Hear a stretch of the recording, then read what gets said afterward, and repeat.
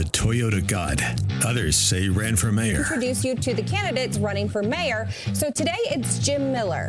One of your priorities that you've laid out is fixing the roads in Colorado Springs. Jim Miller. Mr. Miller, you also have 30 seconds. That was Jim Miller, just a guy.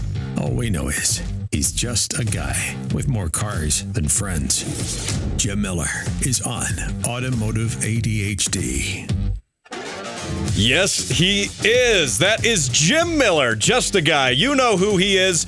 He now requires little to no introduction because, well, he has that awesome introduction right there.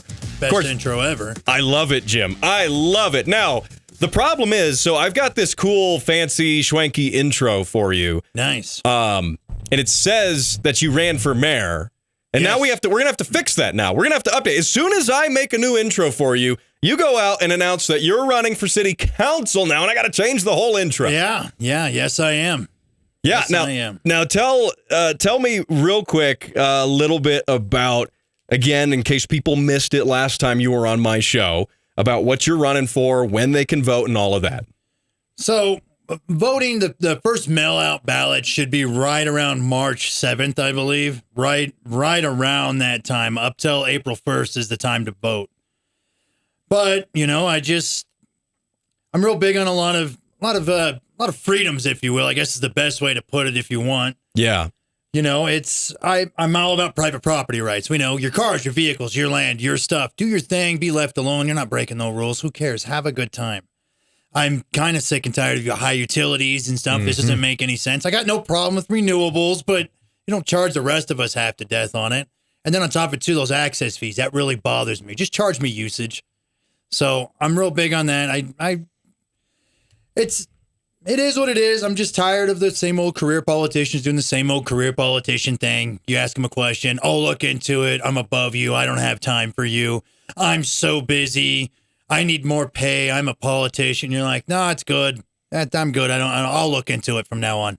That's basically how it's going with everything. Yeah. And the thing is, you know, as car guys, at least, and some of the folks listening here might be, some of them might not be. Good. A lot of the folks on the podcast I know are because, yes. Well, they went out of their way to find an automotive podcast. So, you know, and they're, I think, very underrepresented when it comes to government. Yeah, on the national level, we've got SEMA. SEMA does a lot of advocacy for car guys, and they're not just the car show every year. Yeah. I mean, they do stuff year round. And if you ever heard of the RPM Act and any of those things, SEMA's behind all of that good stuff. We have that on the national level, but who do we have on the local level? And it's nothing. No one. You look at it for as far as any city, any town, any society, any community.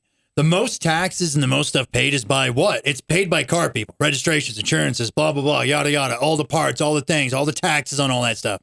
And then also, like, number two people. I mean, yeah, anybody that's about the old Second Amendment, they're charged a lot, too. Taxes, this, that, fees, waiting, blah, blah, blah, an extra charge to be back.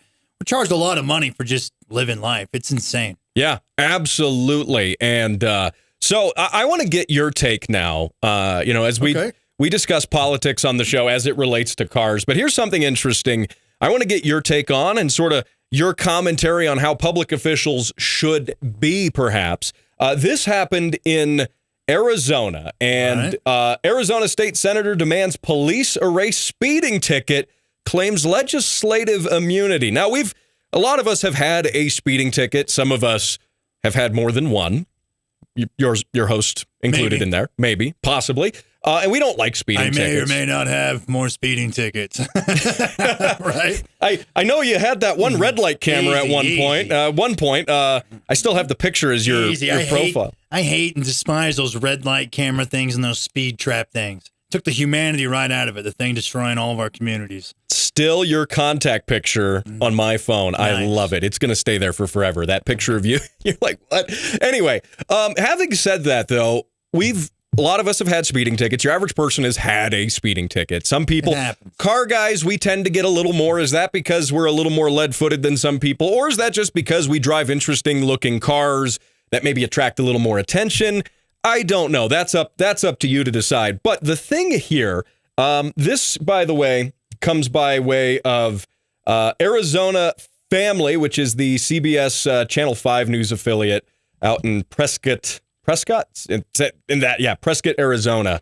I hear they're weird. You don't say Prescott, you say Prescott, but Prescott, like a biscuit? Yeah, like a biscuit. I live in Prescott. Hey, I'll have to ask Wesley Kagan, friend of the show. He lives out there in Arizona. Wesley does, that's right. Yeah, he does. And anyway, what they're saying here is that this senator, basically, he got a ticket and he was doing 48 in a 30-mile-per-hour zone. So he was doing 18 over. He was given a civil citation, which, by the way, it's not criminal at that speed. There's a certain speed where it does become criminal. Yeah. That's going to vary state to state.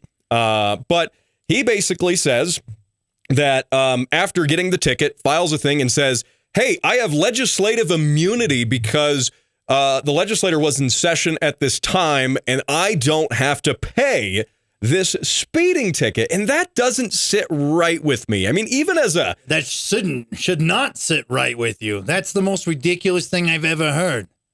That's dumb. I don't get it. He ain't no better than nobody else. He's supposed to be a representative, which means lead by example or don't. They're not even leaders. They're representatives, supposed to be the part of the community, part of the people.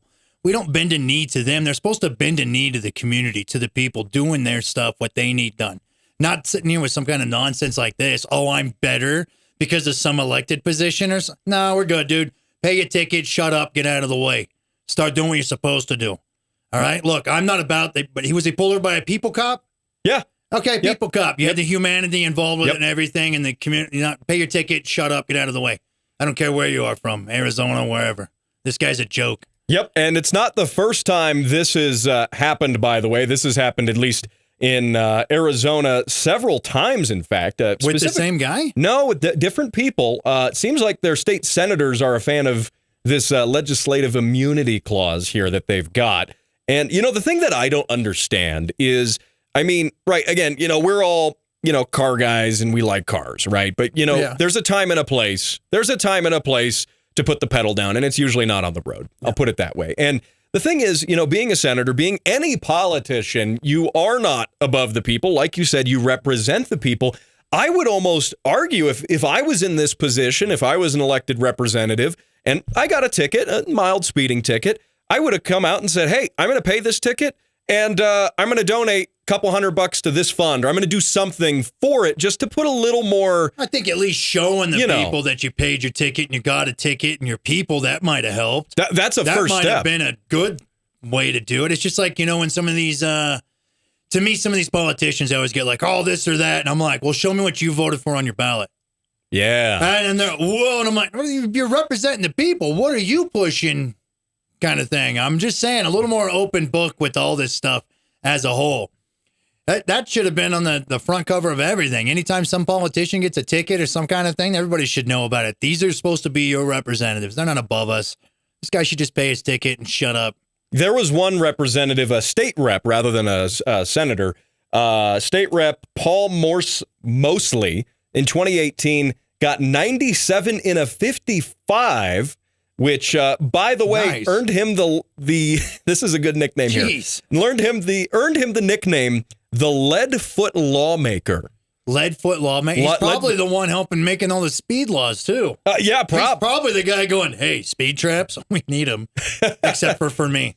By the way, I believe he did not win his reelection after that. Just for the record, I mean, generally speaking, whether you're a politician who's a automotive focused sort of person or not, being, responsible in this sense is important, and also owning up to it. I mean, hey, that you were speeding in here. There's no contest to it. It's not like, oh, well, that's debatable if I actually, no, there's no argument if you were or weren't. Okay. It's all on body camera. Yeah. It's all on all of that. I mean, doing the right thing and just stepping up and just paying the ticket. I think you should probably, as a civil servant in a way, go even a step further, an extra gesture of, goodwill if you could. But granted, I mean, at the minimum, just be like, hey, you know what? I messed up. We're all people. You've had a speeding ticket. Fallible. Yeah, I've got a speeding ticket. I just paid it right here. Not trying to say, well, I'm above the law and the system and the rules that I implement and enforce upon everybody and push on everybody. Yeah, no, I'm good, dude.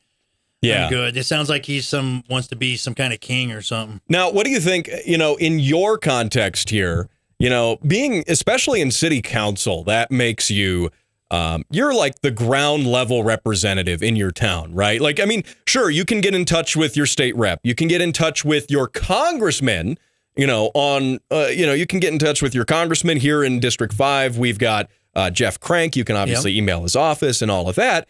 But as a city councilman, you've got a little bit more of a duty there. You're more of a direct contact. That's more on the dirt level of things. Yeah, right at the base level. Yeah, you should be a good example of it, in my opinion, regardless of positions or not. So I don't know. We'll see what happens. We'll see what happens. These people should pay their tickets. If any other elected officials or political representatives around here get a ticket, you better go pay it. As long as it's a person cop. I'm not too mad about you if it's a speed trap machine or a red light machine. I don't care about that crap. Yeah. And we've said before on the show that we're pretty opposed, both of us, to the automated machines there. How many times have we paid for all those cameras? And then they go, they're not constitutional. No, they're illegal or whatever little argument against them. And then they don't use them. And then they're like, we brought them back. And you're like, they just wait a number of times to do it, with bringing things back. If they don't like the result. Yeah. It seems to be kind of a trend, if you will. There's been quite a number of things I know here like that. They go, we didn't like what the result was with it. So we'll wait and push back for it again. Yeah. Again. And again, yep. And again, till they get their little way. Yeah, and, we've mentioned this before, too, on the show, how, like the speed cameras themselves, the speed camera vans, I went hard on that before. And, like, the fact that those vans cost, something like $70,000, why? Go stop some real crime, okay? Yeah. Stop the thieves, the rapists, the pedos, the sex traffickers, all the bad stuff, the drugs. Stop the real crime. Quit investing law enforcement money on ticketing people that are working, man. I call them window tint cops. I hate that stuff, dude. Absolutely. And I think, I like how you say, of course, by the way, if you're listening, you can catch Jim Miller as well, not just on this show, but on the radio during the week. He's regular. He's a mainstay on the Peak News. You can listen to that 3 to 4 p.m. Monday through Thursdays. Jim does the rant section there. But Jim, you say, what do you say at the end of every rant? We want it better. We got to be better. Want it better? Got to be better. I love that. I think that's a great saying on there. And of course, that's what you are talking about when you are now running as well for city council. We want it better. We got to be better. And this is how we can be better. Local politics should just be local people doing local things, Absolutely. And so, real quick, Jim, 20 seconds. Where can people find your campaign? Jim Miller for Colorado.com. You can look it up on the interweb. Easy. Find it. If you're in District 5, consider Jim Miller. If you're not, tell some friends. Hey, we got a car guy running for city council. So you're listening to Automotive ADHD. We'll be right back in just a minute. Don't go anywhere.